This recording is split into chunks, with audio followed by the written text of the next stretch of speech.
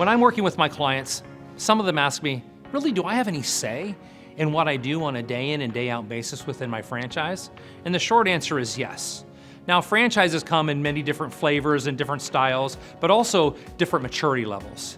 We break out franchises in 3 areas. You have emerging brands, which are brand new franchises that may have 4 or 5 or 6 brands that are just getting started in going to the market. The next are growth brands, where you may be the first owner within your region, but there's 40, 50 other brands throughout the United States. Then we have mature brands, and those mature brands have been around for a long time and are very solid and consistent and, quite frankly, tight operating systems and models. So when you're operating a franchise model, what are you buying? You're buying a proven system, and I liken it to having a path. An emerging brand has a fairly wide path with low guardrails for you to operate your business within that path. A growth brand, the path is a little narrower and the guardrails are a little higher, but you still have a lot of freedom and flexibility to work and execute against a plan. However, if you're in a mature brand, that's a very narrow path and very high guardrails, and you're really executing specifically against their plan. Depending on the level of input that you want to have and the level of influence that you want to have will depend on the type of brand that you actually acquire. When I talk to people about franchises, many of them say, oh, they cost too much money. I don't have $500,000. But that is not true, that you don't need $500,000.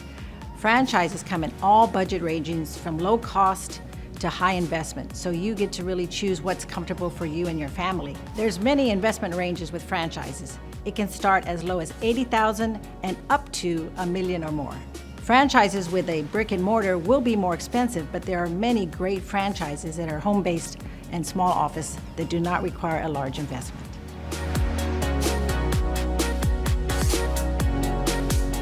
Franchising is way more than fast food and even retail. In fact, some of the more popular categories focus on children's services or home services. So when you think about franchising, you really need to open your mind and understand that just about every industry available out there could be covered by a franchise. There's over 3,000 different franchise concepts covering more than, say, 90 to 100 different industries.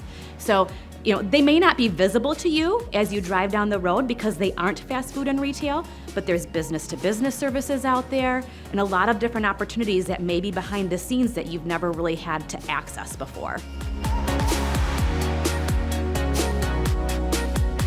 It's not at all impossible to exit a franchise agreement. So first of all, franchise organizations are trying to set the table to help you successfully exit in a profitable way because it benefits you and them financially. And it benefits the brand when they can see that people can grow this business and then sell it and move on successfully to whoever's going to own that territory or that location next. In addition to which, franchising is a highly regulated industry, both by states and by the Federal Trade Commission. And they require and stipulate what has to be in that franchise agreement that you sign, and it specifies here's the terms under which you can exit, and here's the terms under which franchise organizations have to let you exit. And so it's spelled out there for you. And if you're working with a consultant or broker like us, we're having you have that reviewed by legal professionals before you ever contemplate paying a penny or signing on a dotted line.